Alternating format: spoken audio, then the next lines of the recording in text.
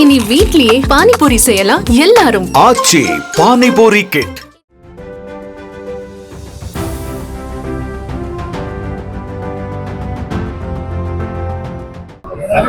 தொடர்ந்து அதிமுக அடுத்தடுத்த தலைவர்களுக்கு சலசலப்பு வந்து எப்படி பாக்குறீங்க?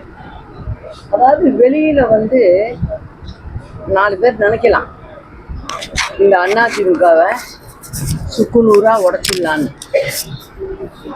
அது எப்படி இருக்கு அப்படின்னு சொன்னா, கடல்ல உள்ள தண்ணிய நான் ஒரு பக்கெட்டால எல்லாத்தையும் எடுத்து வெளில ஊற்றிடுவேன் அப்படின்னு சொல்றாங்க பாருங்க, அதுக்கு ஈக்குவலா இருக்கு.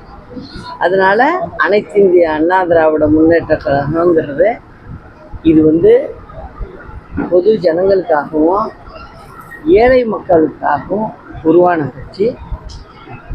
அதனால 26ல் எல்லோரும் ஒன்றிணைந்து நல்லபடியாக ஆட்சியை அமைச்சு தலைவர் அம்மா வழியில் நல்லபடியாக நடத்துவோம்.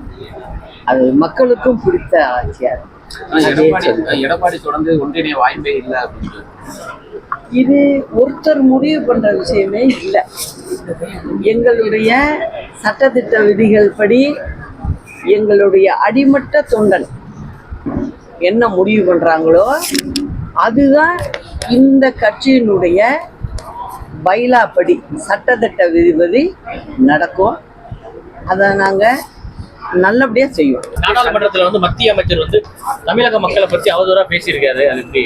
அதுக்காக திமுக தொடர்ந்து போராட்டம் பண்ணிட்டு இருக்காங்க.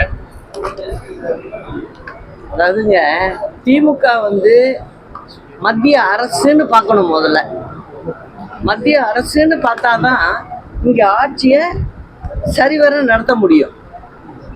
நீங்க சண்டை போடுறதுக்காக நீங்க மக்களுடைய வாக்கை வாங்கி போய் பார்லிமெண்ட்ல உட்காந்துருக்கீங்க அப்படின்னா, வர்ற 26 தேர்தலில் அதுக்கு உண்டான பதிலை தமிழ் மக்கள் நிச்சயம் கொடுப்பாங்க. ஏன் நான் எதுக்காக சொல்றேன்னா, இங்க அரசாங்கத்தை சரியா நடத்த முடியாம திணறிக்கிட்டு இருக்காங்க.